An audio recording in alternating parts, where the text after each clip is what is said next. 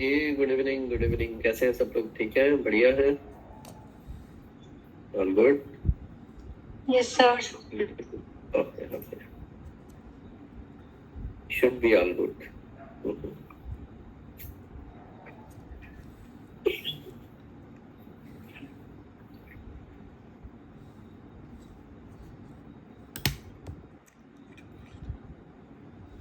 हमारी थोड़ी सी लीव्स की डिस्कशन रह गई थी, तो today will complete that and from next week practical के हिसाब से लास्ट टॉपिक होगा that will be TA rules. बाकी सारी थ्योरी है, तो थोड़ा सा ही रह गया। टीए रूल्स का जहाँ तक सवाल है उसका थोड़ा सा प्रैक्टिकल रेलिवेंस आएगा। जैसे कोई टीए बिल बनाना मैं आपको सिखा दूंगा एक आधा, so that you have first hand information how to make it. So today we'll be finishing leave and next time फिर टीए रूल्स हो जाएंगे। अभी 3 दिन का टॉपिक खत्म, उसके बाद सारा थ्योरी है। तो theory I post the notes and then we can discuss. तो आप समझे कि फैग एंड क्या सीएसआर का जीएफआर भी लास्ट यूनिट ही है, तो उस हिसाब से तो ट्रेजरी कोड है and then the practice of major and minor heads. आपके जो रिसेंटली हेड्स रिवाइज हुए थे वो आपके पास है ना? अपना ऑर्डर है आपके पास जो रेवेन्यू के हेड्स? Yes sir. 26 हुए थे शायद, ठीक है। 26 जून या 26 मई को हुए थे revise. That all of you have.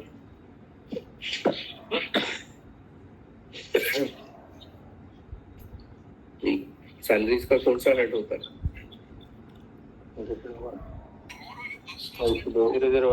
2202 में भी आते हैं एजुकेशन डिपार्टमेंट के,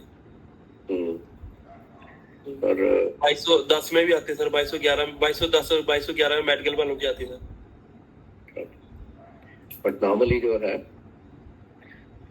major means majority of the departments those are covered 001। Okay,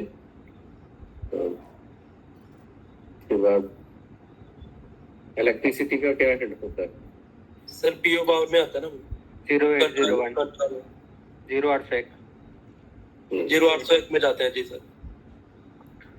और ओई का 07007 पीओएल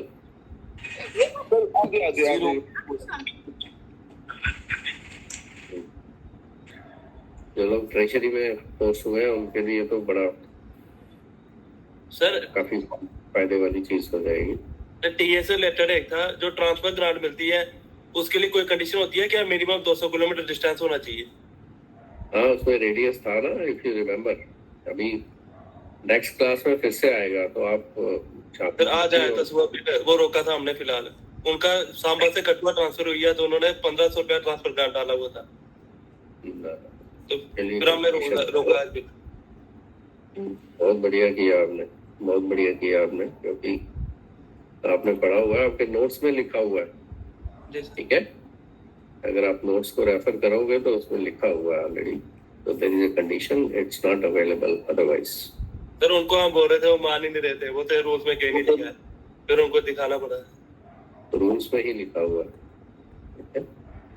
रूल्स में लिखा होगा तभी तो रेफर करेंगे, ऐसे कैसे रेफर करेंगे? अदरवाइज तो कोई भी ग्रांट ले जाएगा फिर, ठीक है ना। मैं यहाँ से वहां जाऊंगा तो ग्रांट ले जाऊंगा, that is not the case. Okay, कल हमने डिस्कस कर लिया था, थोड़ी सी ही लीव्स है तो उस पर डिस्कशन हम कंप्लीट करेंगे फिर अगली क्लास। अगले वीक आपके टीए रूल्स में हो जाएंगे और उससे अगले वीक। हाँ जी सर, इसके साथ खत्म हो जाएगी इस महीने में? CSR आपकी मैं बता रहा हूँ, अगले अगले वीक आपका TA खत्म हो जाएगा, ठीक है। उसके बाद आपके मेडिकल अटेंडेंस रूल है, ओनली टू बी डिस्कस्ड, ठीक है। उसके बाद आपके कंडक्ट रूल्स हैं, बड़े छोटे से हैं, टू बी डिस्कस्ड। तो आप मान के चले 2 हफ्तों में खत्म हो जाएगा, क्योंकि 3 दिन ही क्लास होती है ना आपकी। 3 दिन, अगले 3 दिन आप TA के लिए लगा लो, और उससे अगले 3 दिन बाकी वाले जो टॉपिक बचे हुए हैं CSR में। So 2 weeks we are done, okay. हो जाएगा। GFR भी जल्दी खत्म हो जाएगा। नोटिंग ड्राफ्टिंग तो वैसे ही ऑलमोस्ट डन है, उसके नोट्स में कल डाल दूंगा काफी सारे। अब वो सिर्फ डिस्कशन वाली बात है, उसमें टेक्निकलिटीज नहीं है, याद करना पड़ेगा आपको। That's it.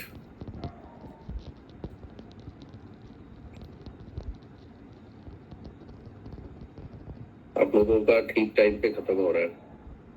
पार्ट 1 वालों का लेट शुरू हुआ है, उनका टाइम लग रहा है। पार्ट 2 का भी काफी टाइम लग रहा है। अभी बजट, अभी उनके 2 ही सब्जेक्ट हुए हैं, 2 पढ़े हैं अभी। ओके सर, एक हमने टॉपिक बीच में स्टार्ट किया था दूसरी क्लास के साथ, वो आधा हुआ था। कौन से वाला जी? NPS का था। देखें, जो प्रैक्टिकल के टॉपिक हैं अब खत्म हो जाएंगे, उसके बाद हमने सारे थ्योरी के ही टॉपिक करने हैं, तो that will also be covered. NPS की मुझे लगता है शायद हाफ डिस्कशन की थी, हाफ रह गई थी, है ना? Yes sir, yes sir. Okay, that's in my mind. तो एक तो NPS पे डिस्कशन हमने करनी है, दूसरा हमने कंडक्ट रूल्स को कवर करना है, मेडिकल अटेंडेंस रूल्स को कवर करना है। Those are the things which are lacked, okay.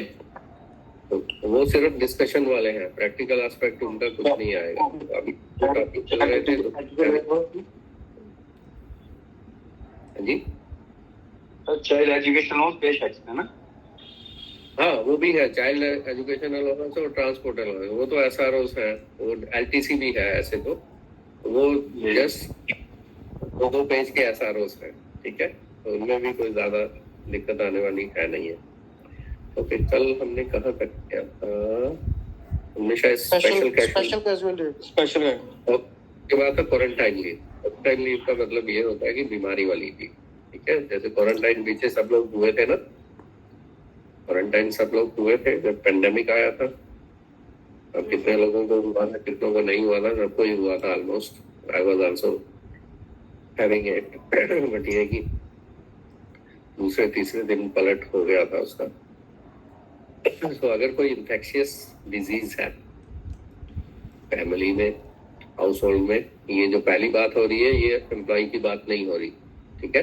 Mind you, employ की बात 2nd पैराग्राफ में हो रही है। यहाँ पे क्या है, अगर फैमिली में है, हाउस होल्ड में है, ठीक, तो उस या at his place of duty, residence और सोजर्न। सोजर्न क्या होता है? आसपास के इलाके, नेबर। सोजर्न हम कहते हैं बेसिकली अगर आप से ट्रैवल में है तो, ठीक है। अगर आप ट्रैवल में हैं तो उस समय भी is attendance in the office is considered hazardous. हमें लगता है कि शायद उनको कोई इन्फेक्शन वगैरह, जैसे यहाँ पे भी कई बार हम बीमार होते हैं तो कहते हैं आप घर जाओ यार, बाकी को बीमार करोगे। तो here it's like that. Otherwise कहते हैं कि आप क्यों आगे दूसरों को बीमार करने। तो अगर लगता है कि हैजर्डस है प्रेजेंस, तो उस केस में क्वारंटाइन लीव का प्रोविजन है फॉर 21 days, एक्सेप्शनल सर्कमस्टांसेस में 30 days। Now this is when it was in the household or surrounding. अगर वो खुद ही हो, in case the government servant himself or herself is suffering from such diseases, तो उस case में उनको क्वारंटाइन नहीं होगा, अदर काइंड ऑफ लीव होगा। जैसे जब कोविड आया था तो कोविड के समय लीव के ऑर्डर हुए थे ना, जी, उस समय कोविड के रेफरेंस में ऑर्डर्स हुए थे। Are you aware of that? तब आप जॉब पे ही नहीं होंगे ना, नो सर। 19 की बात है। तो सक्सेसिवली उसमें भी ऑर्डर हुए थे कि कितनी लीव आपको मिल सकती है, तो उस हिसाब से फिर डिसाइड होता था। यहाँ पे भी और क्या क्या डिजीजेस हो सकते हैं जिसके लिए मीन्स इन्फेक्शियस डिजीजेस की कैटेगरी में वो आते हैं, तो ये सारे डिजीजेस उस कैटेगरी में है। क्वारंटाइन लीव के समय जो पे मिलेगी वो मिलेगी जो छुट्टी जाने से पहले थी।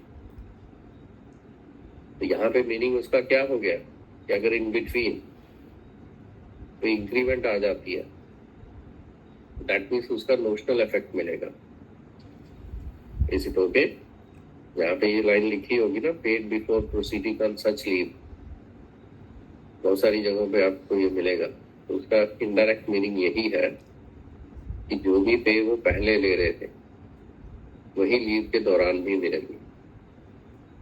इनडायरेक्टली उसका मीनिंग ये भी हो गया कि अगर इन बिटवीन कोई इंक्रीमेंट पड़ती होगी तो वो इंक्रीमेंट का इफेक्ट तो मिलेगा, बट नोशनल इफेक्ट मिलेगा, मॉनिटरी इफेक्ट नहीं मिलेगा। मॉनिटरी इफेक्ट मिलेगा when you are out of the leave. Is it clear? Yes sir. जी। उसके बाद मैटरनिटी लीव है। तो maternity leave as you know, paternity भी होता है और मैटरनिटी भी होता है। तो maternity is meant for mother and paternity is meant for father. Father के लिए जो है तो कितने दिन का प्रोविजन है? पैटर्निटी लीव कितने दिन की? 15 दिन। और यहाँ पे जो मैटरनिटी लीव है that is 6 months. 6 months means क्योंकि थंब रूल हम मंथ के लिए लेते हैं 30 डेज, तो उस हिसाब से 180 डेज। यहाँ 6 वीक्स लिखा है। क्या चीज? Maternity leave not exceeding 6 weeks. कहाँ पे? तीसरा पॉइंट वो मिसकैरेज वो अलग है। मिसकैरेज मैटरनिटी नहीं है, वो अलग चीज है। उस पे आ रहे हैं अभी, उस पे आ रहे हैं अभी। तो मैटरनिटी लीव है 180 डेज की from the date of its commencement. अब उसकी कमेंसमेंट जो है वो पहले भी हो सकती है, ठीक है? जब डॉक्टर सजेस्ट करे that you should take a break, तो definitely it will start before the delivery, okay? But जो 180 डेज है फिर जहां से भी कमेंसमेंट होगा उसके बाद से काउंट होगा। Is it okay? जी सर। Yes sir.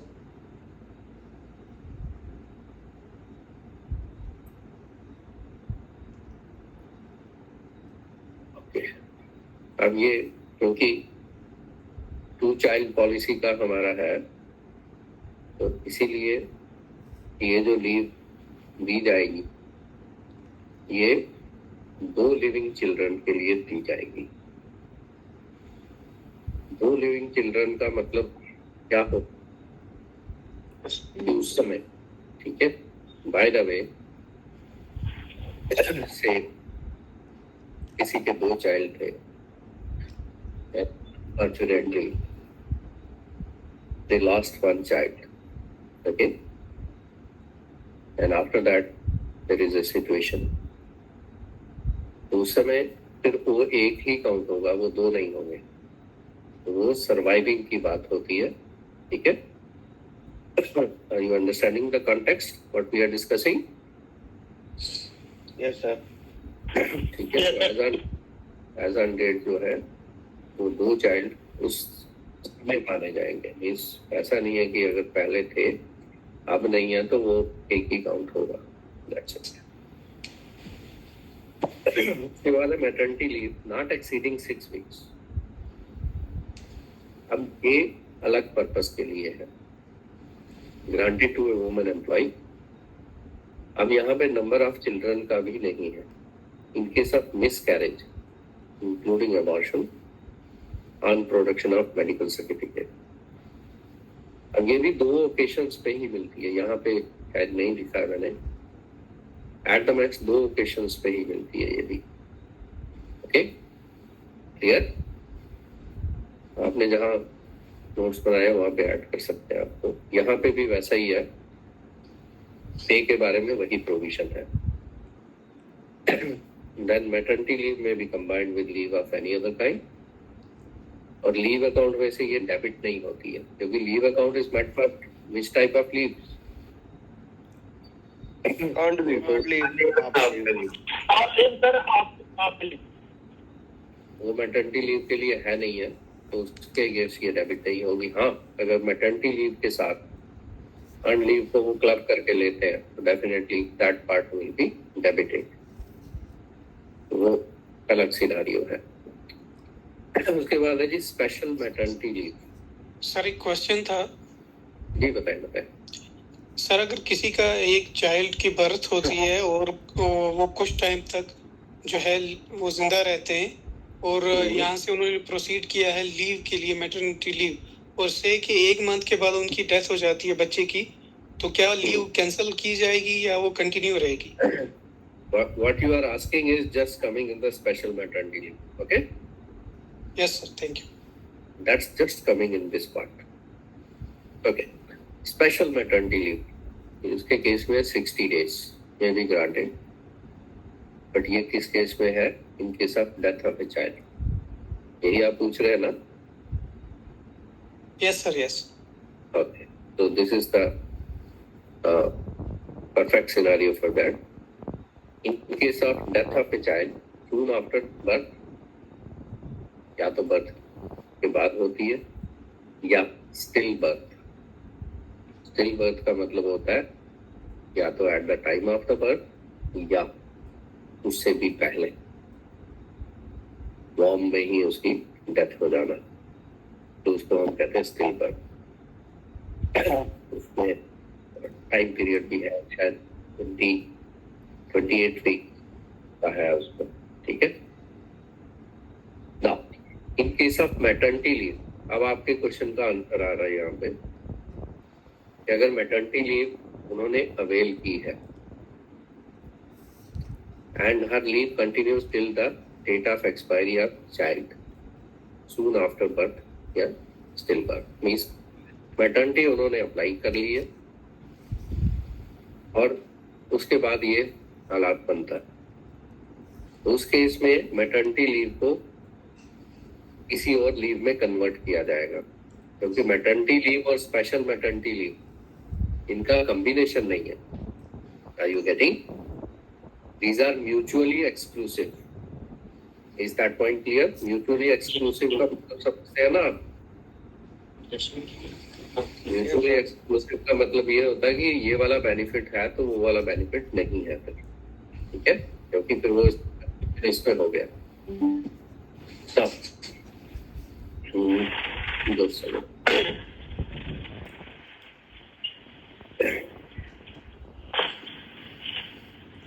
थोड़ा धीरज रखें आप, धीरज जी आ रहे हैं। ओके, तो अगर मैटरनिटी लीव उन्होंने अवेल करना स्टार्ट कर दिया था और उसके बाद ये हालात होते हैं, तो जो मैटरनिटी लीव का पीरियड होगा means up to the death, फिर वो पीरियड किसी और लीव में कन्वर्ट होगा।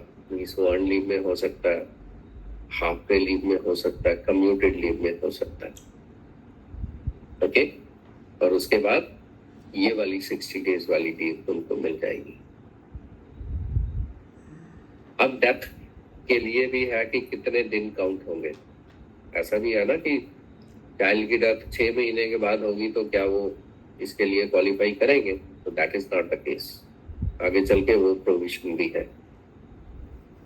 दूसरा ये है कि in case the maternity leave has not been availed, अब ये भी सिनारियो हो सकता है ना, स्टिल बर्थ वाले केस में वही होगा ना जी, स्टिल बर्थ वाले केस में वही होगा, कभी मैटरनिटी लीव नहीं ली है, उस केस में तो कोई प्रॉब्लम है नहीं है, उस केस में तो पहले से कोई लीव चल ही नहीं रही है उनकी, तो उसमें तो स्टेट में ऐसा हो जाएगा।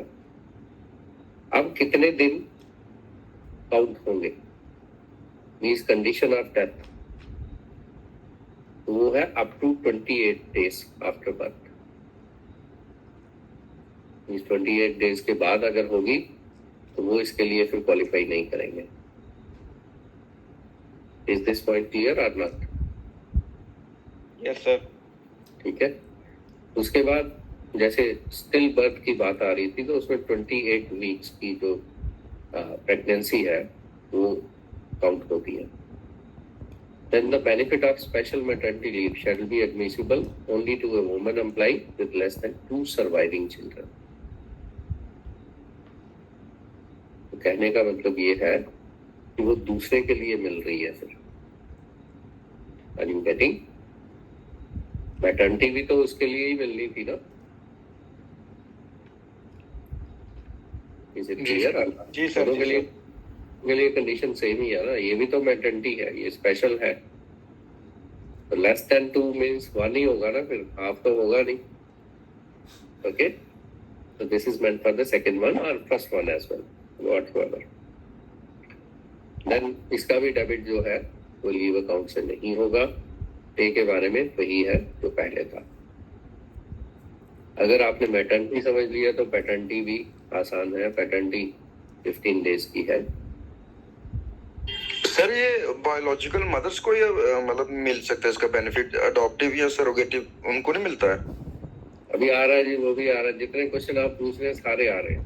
ठीक है, चाइल्ड अडॉप्शन लीव है ना, ठीक है, तो आ रहे हैं सारे। जस्ट वेट सर थर्ड वाला पॉइंट फिर से रिपीट करवाना। मैं करवा देता हूँ, 1 मिनट। पहले मैं गेट पे जाके एंट्री लेके आऊँ।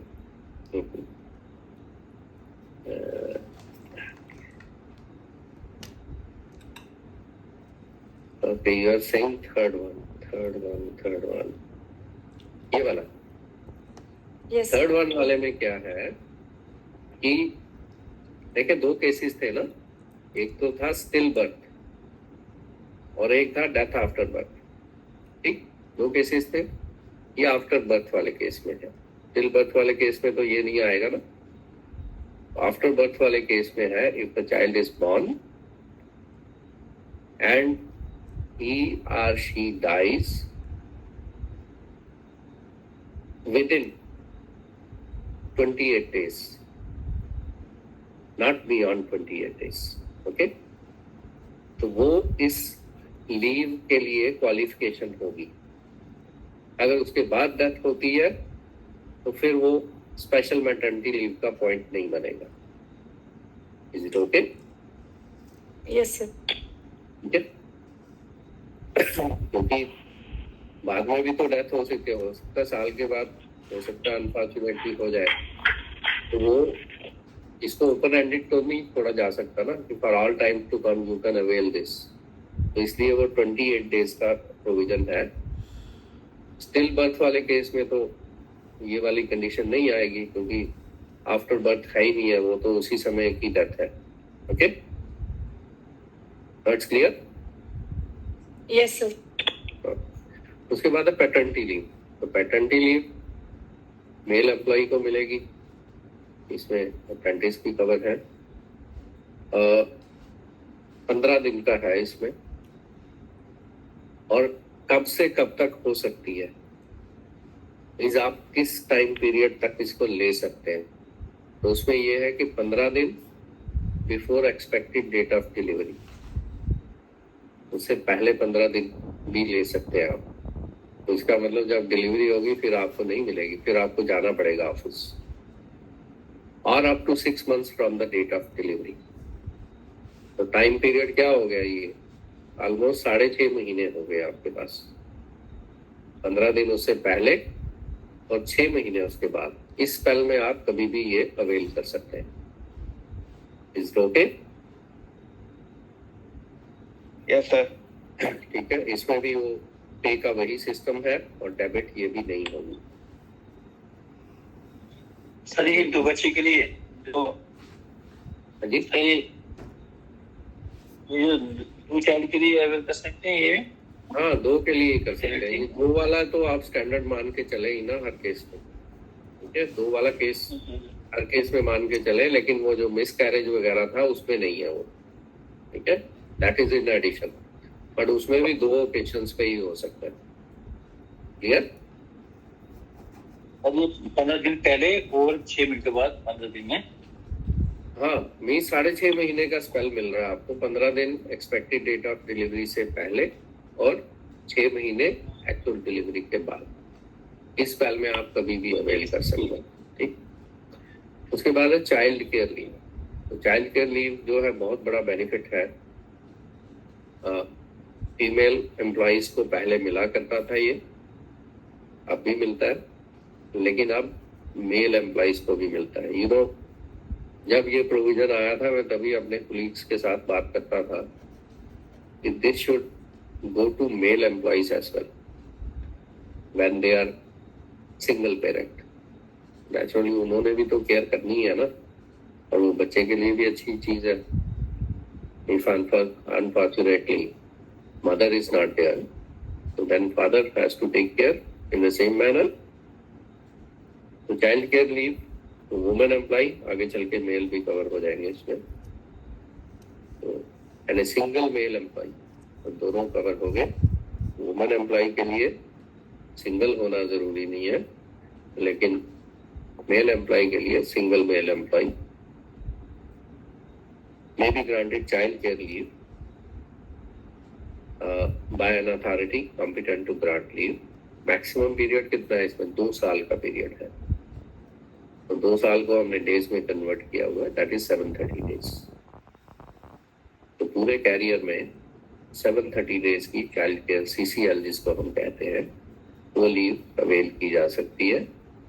कौन से बच्चों के लिए? 2 एल्डेस्ट चिल्ड्रन, 2 बड़ों के लिए। ऐसा नहीं है कि आप अपनी चॉइस से सिलेक्ट करेंगे, एक बच्चा वो वाला होगा, एक लास्ट वाला होगा। सर ये मैटरली वो भी पढ़ो। हाँ जी, जो मैटरनिटी लीव है उसमें उसमें कोई से बच्चे आ सकते हैं कि फर्स्ट 2 एल्डेस्ट आ सकते हैं क्या उसमें मैटरनिटी वाले में? नो, देखिए मैटरनिटी में भी तो सक्सेसिवली होगा ना, एक के बाद एक, ठीक है। उसमें ऐसा नहीं होगा ना कि आपने एक के लिए लीव ले ली होगी, दूसरे के लिए आपने ली नहीं और तीसरे के लिए आप लेने आ गए। वो सर्वाइविंग 2 चाइल्ड के लिए है, वहां पे भी वही है, ठीक है, surviving 2 child, that's it. Okay, child का मतलब यहाँ पे क्या है? Child below the age of 18 years, 18 साल के हो जाएंगे फिर नहीं मिलेगी, ठीक है।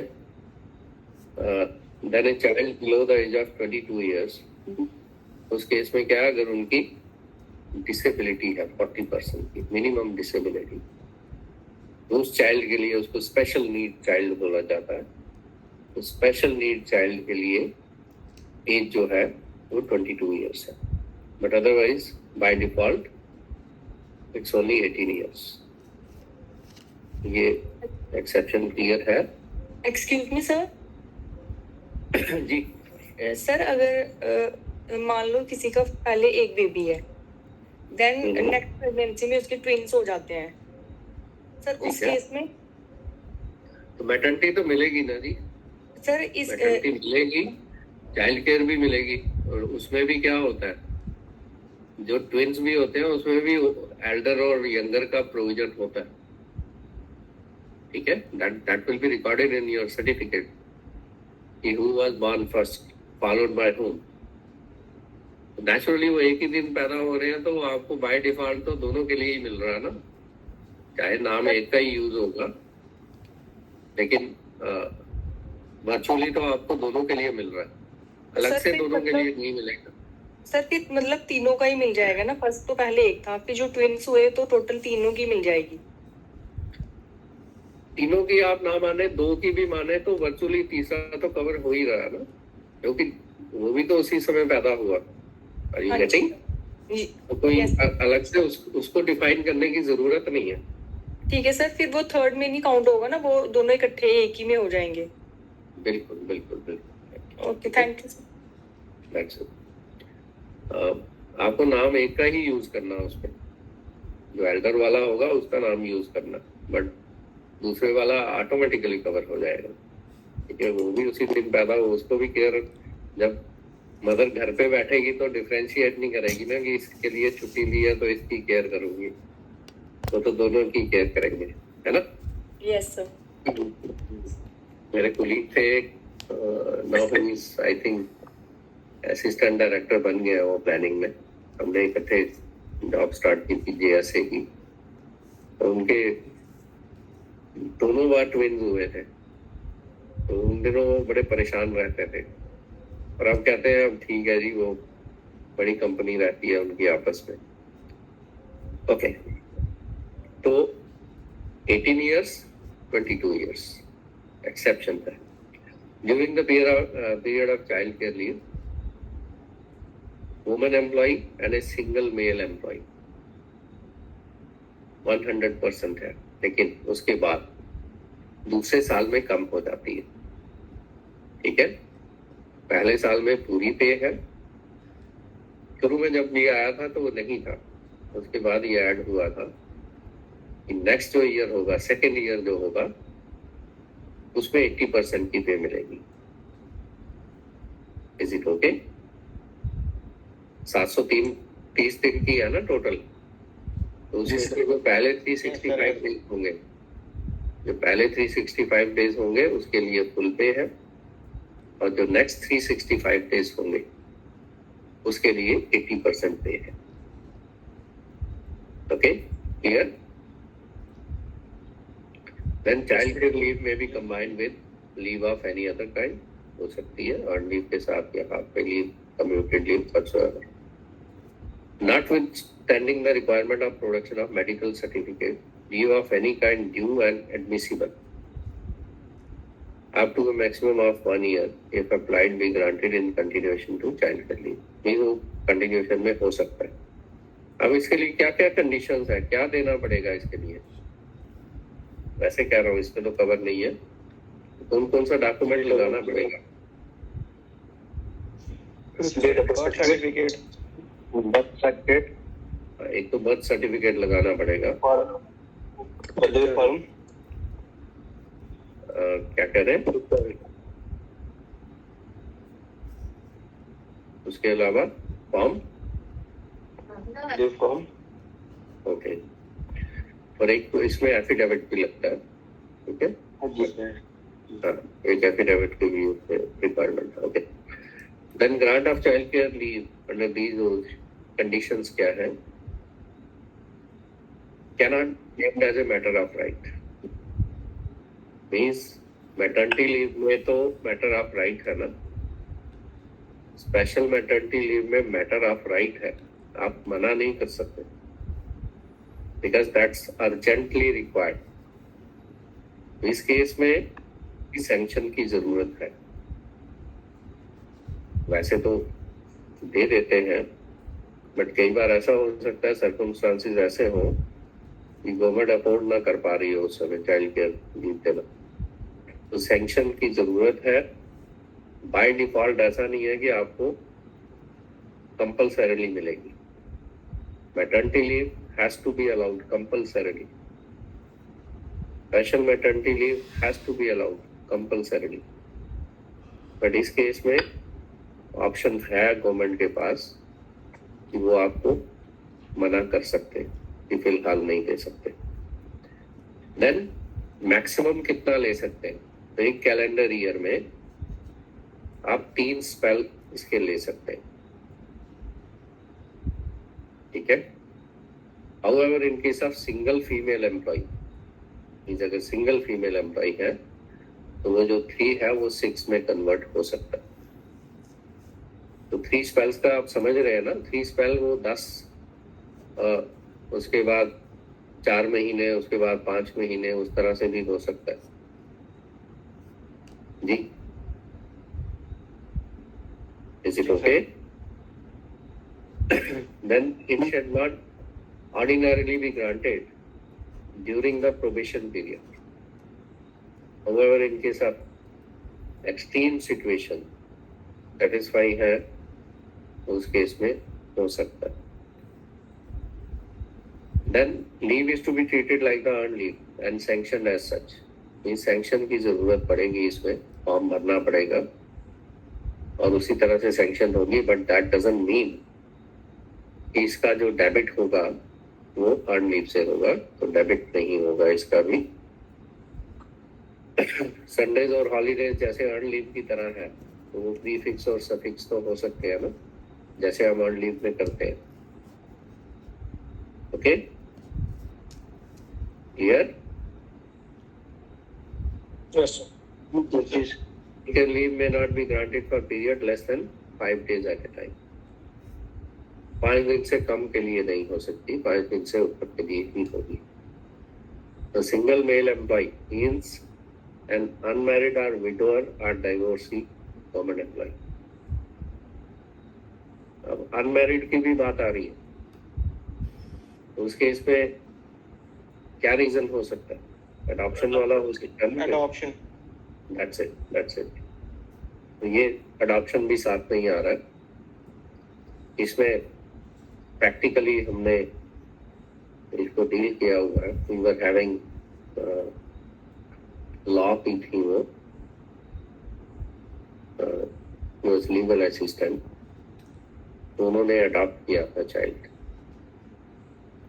तो ये भी अच्छा प्रोविजन है। मिलेगी किसको? Female government servant with fewer than 2 surviving children, means 2 से कम होंगे, क्योंकि मैक्सिमम तो 2 पे ही बेनिफिट मिलना है ना। ठीक है, तो अगर एक है तो दूसरे के अडॉप्शन के लिए मिल जाएगी, लेकिन 2 ऑलरेडी है फिर कुछ नहीं मिलेगा। On valid adoption, valid adoption का मतलब होता है पूरी लीगल फॉर्मेलिटीज के साथ, not on the words. Okay, of a child below the age of 1 year. Child की डेफिनेशन क्या है? Below the age of 1 year, then may be granted child adoption leave by an authority. कितना हो सकता है? 180 days. तो maternity के बराबर ही है ये। ठीक है, क्लियर? Yes sir. पे के लिए वही सिस्टम है जो पैटर्निटी में था, मैटर्निटी में था। Then it can be combined with other leaves in continuation to the child adoption leave. The adoptive mothers may be granted if applied for leave of any other kind जो हमने ऊपर किया, not exceeding 60 days। उसके लिए medical certificate की भी जरूरत नहीं पड़ेगी। The facility shall not be admissible to an adoptive mother already having 2 surviving। तो वो पहले ही हमने डिस्कस किया। Maximum period of 1 year leave of any kind due or admissible, commuted भी हो सकती है, will be reduced by the age of the child on the date of adoption, without taking into account child adoption leave as in the following illustration. So, if the age of the adopted child is less than 1 month on the date of adoption, leave up to 1 year may be allowed. अगर less than 1 month है, वहां पे कितना था? पहले condition क्या थी? Less than 1 year था ना। लेकिन अगर लेस देन 1 ईयर होगा, 1 मंथ होगा, तो उस केस में 1 ईयर तक ही है, क्योंकि उस केस में तो एक्स्ट्रा केयर की जरूरत पड़ेगी ना। जी sir. When child adoption leave shall not be debited against the leave account, तो वो तो प्रिंसिपल है ही है। Then your study leave.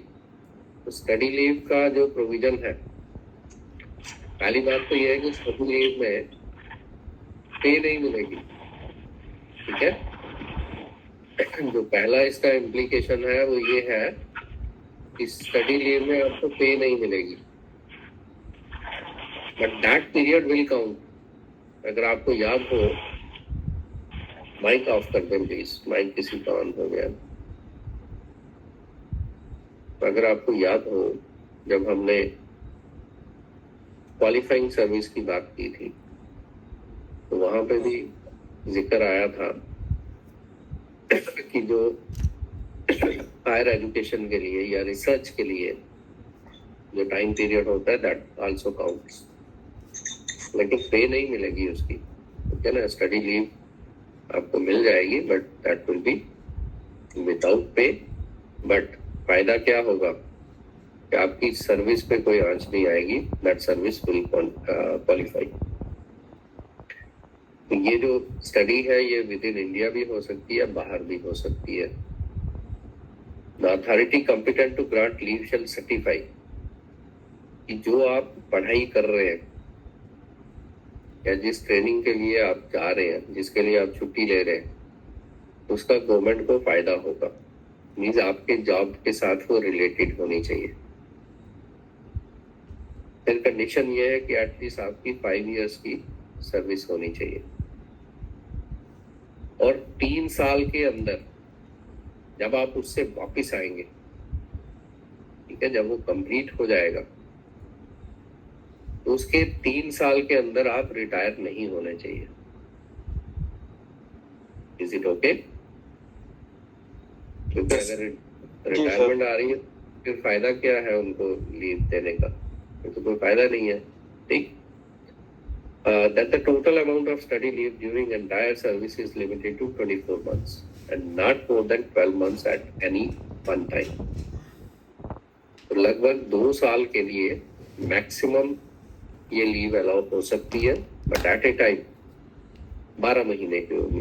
बीच में गैप डाल के फिर 12 महीने की हो सकती है, but at a time it will be restricted to 12 months. Is it okay? अब बड़ा कैटेगोरिकली लिखा हुआ है नीचे, जो हम ऊपर डिस्कस कर रहे थे। No leave salary during study leave is payable. This leave is treated as leave without pay for leave salary purpose. Is it okay? ठीक है। अब इसकी सैंक्शनिंग अथॉरिटी जो है वो हाईएस्ट लेवल की है। इसमें ऐसा नहीं है कि एचओडी हमें परमिशन दे देगा। इसमें एडमिनिस्ट्रेटिव डिपार्टमेंट के पास केस जाएगा और उसके बाद वो फाइनेंस से भी कंकरेंस लेंगे and then after an order will be issued. तो this is not at the level of HOD. तो हायर लेवल पे जाके administrative department, then after finance की concurrence. Is it clear? Sir इसके दौरान जो इंक्रीमेंट्स आएंगे उसका क्या करना है?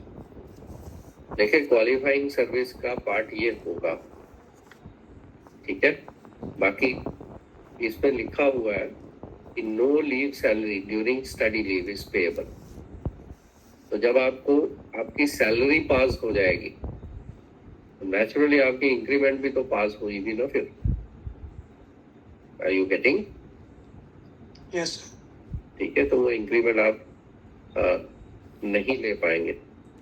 Once you are out of this period only then increment will be released. उस दौरान की increment you will forgo. Why? Because आपका पे एक्विटेंस रोल में कोई पे है नहीं है।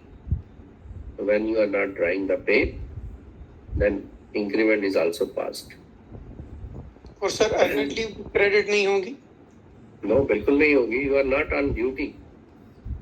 You are not on duty. आप ऑलरेडी स्टडी लीव ले रहे हैं ना। आपको इतनी बड़ी लीव हमने दे दी तो अर्न लीव तो कहाँ क्रेडिट होगी? You are not on duty. Leave without पे है ये, तो विदाउट पे में तो वो चीजें नहीं आएंगी।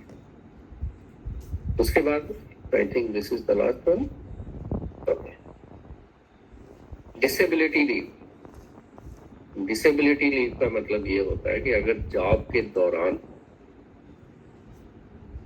किसी को लग जाती है और उसकी वजह से अगर डिसेबिलिटी हो जाती है, ठीक है, घर में बैठे लगेगी तो वो तो डिसेबिलिटी डिफरेंट वे से ट्रीट होगी।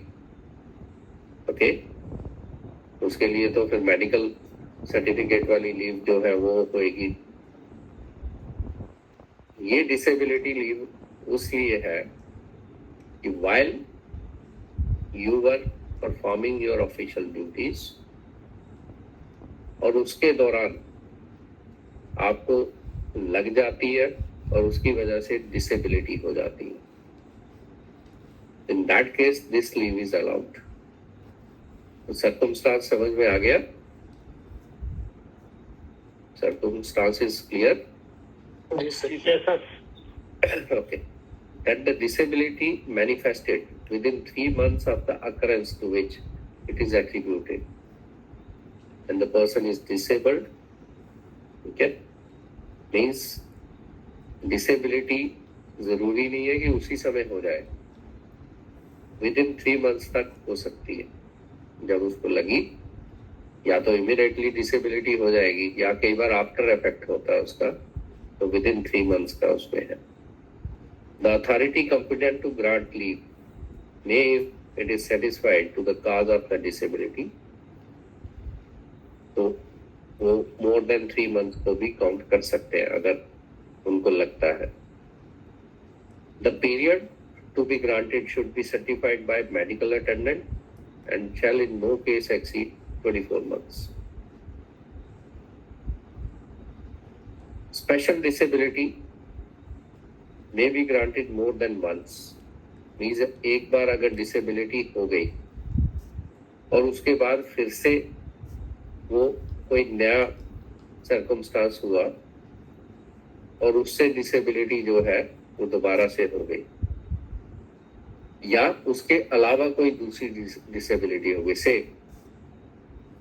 assumption वाली बात है, किसी का हाथ को प्रॉब्लम हो गई लेकिन दूसरी बार टांग को हो गई, तो one is covering in another one, दूसरी जो है वो डिसेबिलिटी दूसरी फॉर्म में हो गई, तो उस केस में हो सकता है।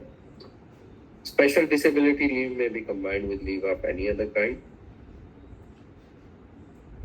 देन इसमें कितनी लीव आप ले सकते हैं? तो leave salary during disability leave is admissible for the first 120 days। उसके लिए लीव सैलरी मिलेगी equal to the leave salary while on earn leave. ये जो आपको अर्न लीव में मिलती है सेम वैसी मिलेगी। And for the remaining period of any such leave is equal to leave salary during half pay leave. Means 120 दिन तक आपको सेम पे मिलेगी जो कि आपको अर्न लीव पे मिलती है, लेकिन उसके बाद वाली जो लीव होगी that will count for half pay leave. उसमें पे हाफ हो जाएगी, जैसे वहां पे 80% हो रही थी तो यहाँ पे हाफ हो जाएगी। ठीक है जी। तो जो be allowed leave salary equal to earn leave salary, लेकिन उसका मतलब ये नहीं होगा कि वो अर्न लीव के अगेंस्ट डेबिट होगी। ठीक है, क्लियर? सर इसमें क्वेश्चन है जी सर, इसमें डिसेबिलिटी 40% उससे लेस भी हो सकती है, 40% ही रहेगी डिसेबिलिटी? नो, 40% वाला तो है ही है ना। 40% वाला, उससे कम वाला तो डिसेबिलिटी में काउंट भी नहीं होता उसमें। अच्छा ठीक ठीक। If it is 20% doesn't count. Disability की पूरी एक डेफिनेशन है। डिसेबिलिटी में भी 2 डेफिनेशंस होती हैं। एक जैसे इनकम टैक्स के केस में है तो उसमें 2 है। स्पेशल डिसेबिलिटी भी है, एक्सट्रीम, वो 75% एंड अबव होता है, 80% एंड अबव। तो जैसे टैक्स बेनिफिट भी मिलता है ना इनको, डिसेबिलिटी वालों को टैक्स बेनिफिट भी मिलता है ना। Yes sir, yes sir. ठीक है, तो किसमें आता है? सर एक क्वेश्चन और, टीयू में आता है। एक क्वेश्चन और था सर इसमें। सर स्पेशल जो चाइल्ड के लीव के लिए आपने बोला कि फर्स्ट ईयर जो 100% मिलेगी और सेकंड ईयर में 80% मिलेगी, तो वो सर कंटिन्यू में है 2 ईयर अगर पार्ट्स में होगी तब भी वैसे सेम है सर इसके लिए? हाँ हाँ, देखें आपको डेज से उसको वेरीफाई करना है। First 365 days, first 365 days count for 100% pay, and once those 365 days are over, उसके बाद जो next 365 days होंगे वो यूटिलाइज होंगे, तो फिर 80% वाली स्लैब में आप आ जाएंगे। ठीक है? Yes sir. सर एक क्वेश्चन। जी जी बताएं। सर आज हमारे कोलीग की डेथ हो गई थी सर। वो हमारा बैचमेट ही था, वो नजाटी से लीव हो गया था, बट उसने डीएसटी में ज्वाइनिंग डाली है। कहाँ पे? उसके परिवार को क्या बेनिफिट मिल सकते हैं, क्या नहीं, थोड़ा शेयर करेंगे प्लीज। उन्होंने ट्रेनिंग कंप्लीट की। Yes sir. ट्रेनिंग कंप्लीट की, उनकी पोस्टिंग हो गई थी, तो बस ज्वाइनिंग नहीं डाली। फिर तो गड़बड़ हो जाएगी ना, क्योंकि रेगुलर एम्प्लॉयमेंट में वो आए नहीं। सर उस दौरान वो ज्वाइनिंग के दौरान वो हॉस्पिटल में एडमिट था। ठीक है, sir so that's why he couldn't join. So did he apply for any leave? Sir leave पे अभी उसका श्योर नहीं है, लीव पे था या नहीं था, लेकिन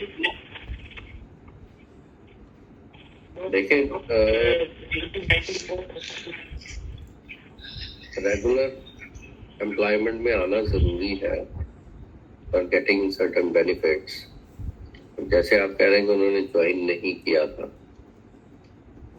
और अगर उन्होंने इन्फॉर्म भी नहीं किया होगा कोई लीव के लिए इन्फॉर्म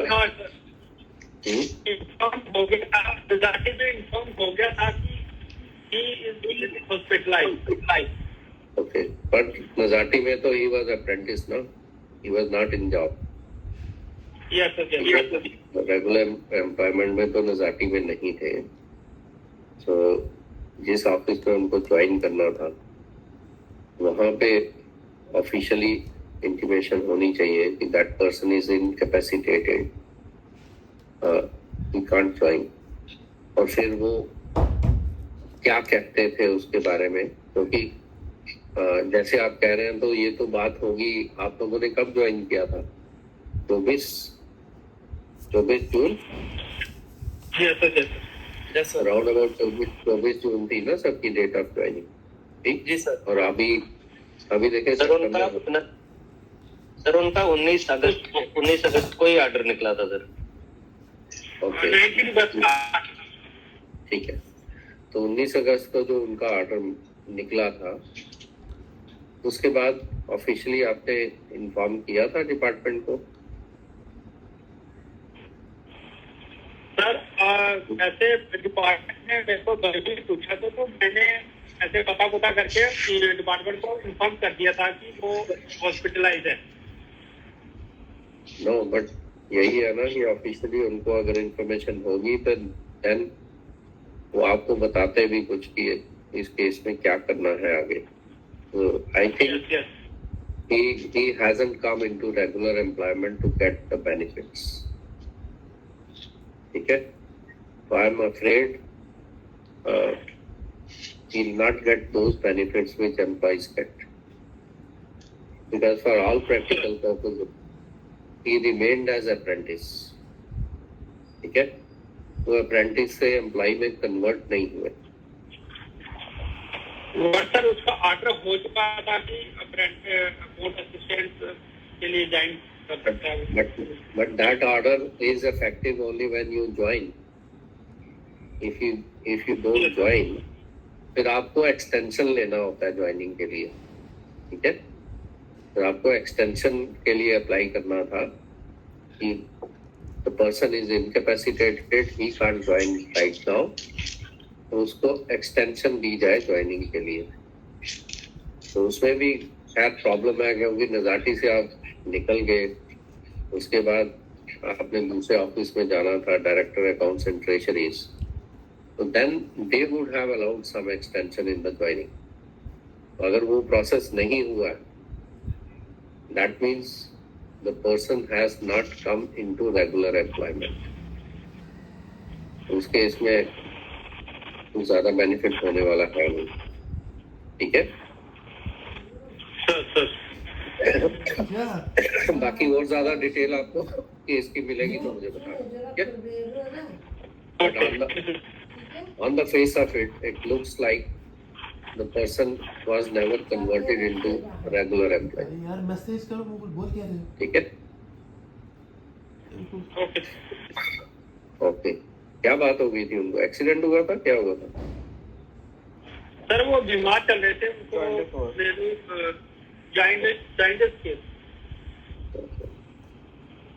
जॉइंटिस ज्यादा हो गया था, लीवर में इंफेक्शन। वैसे तो अगर ज्वाइन करवा लेते एक दिन, फिर चाहे छुट्टी पे चले जाते, that would have been a better proposition. क्योंकि 14 अगस्त जैसे आप कह रहे हैं तो डेथ आज हुई है ना, कल या आज? सर एक्चुअली जैसे ही इनका ऑर्डर निकला था, ये उससे पहले ही कहीं हॉस्पिटलाइज हो गया था, बट उसके बाद काफी टाइम इसके साथ कोई कांटेक्ट ही नहीं हो पा रहा था। फिर जैसे तैसे हमने इधर उधर से नंबर लेकर तो उनसे बात की, तब बताया कि वो एडमिट है। तो एक दो दिन के अंदर ही डेथ हो गई, क्योंकि बीच में फिर छुट्टी भी आ गई थी, तो वो नहीं कर पाए आगे इस चीज के लिए कुछ भी। वही है जो केस के जो आप फैक्ट मुझे बता रहे हैं, I am afraid that he has not been converted into a regular employment. So he remained as apprentice, and virtually even today he was apprentice. ठीक है, तो वो थोड़ा सा है। क्या नाम था? Was he part of our group? No. नहीं सर, अजीत कुमार था एक्चुअली। अभी रिसेंटली अभी तो प्रैक्टिकल में था सर। अभी तक सर उसको स्टाइफन वगैरह भी नहीं रिलीज हुआ था। एक्चुअली उसके नाम में कुछ गड़बड़ था, तो वो नाम वगैरह एसएसबी से वो क्लियर करवाया था, और इसी दौरान वो बीमार हो गया और एकदम इमरजेंसी में ही वो सीधा वेंटिलेटर पे चले गया सर। बस किसी के साथ कोई कांटेक्ट नहीं रहा। अगर यहाँ पर होता तो शायद कांटेक्ट हो जाता। वो चंडीगढ़ चले गया, तो उसका नंबर किसी के साथ पास था नहीं, घर में कोई था नहीं कांटेक्ट के लिए, इस वजह से वो बिल्कुल आउट ऑफ रीच रहा सर। चलिए जी, कुछ इस केस में I don't think we will get any benefits as employee. Sir अगर उन्होंने ज्वाइन किया होता तो कुछ क्या क्या इनको बेनिफिट मिलते? ज्वाइन अगर किया होता तो फिर डेथ वाले केस में तो प्रोविजन नहीं है कि फैमिली को मिल जाता, कम से कम फैमिली को एसआरओ तो मिल जाता। बिल्कुल एसआरओ भी मिल जाता। अब वो भी चीजें नहीं है, ठीक है, तो उस केस में है प्रॉब्लम। डेथ वाले केस में जैसे देखें तो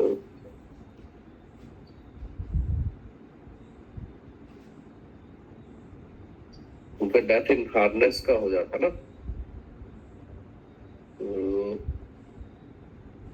लेस देन 1 ईयर ही होता उनका, तो 2 times ऑफ मंथली एमोलुमेंट्स मिल जाता, प्लस एसआरओ का बेनिफिट बहुत बड़ा था। That's it. चलिए जी, we have full regards for the family. और कुछ फैक्ट्स होंगे तो बताना फिर मुझे, मैं उस हिसाब से फिर एग्जामिन करूँ। But on the face of it पर से looks like he was not employed. Okay then, मिलते हैं फिर। Okay sir, thank you sir, thank you.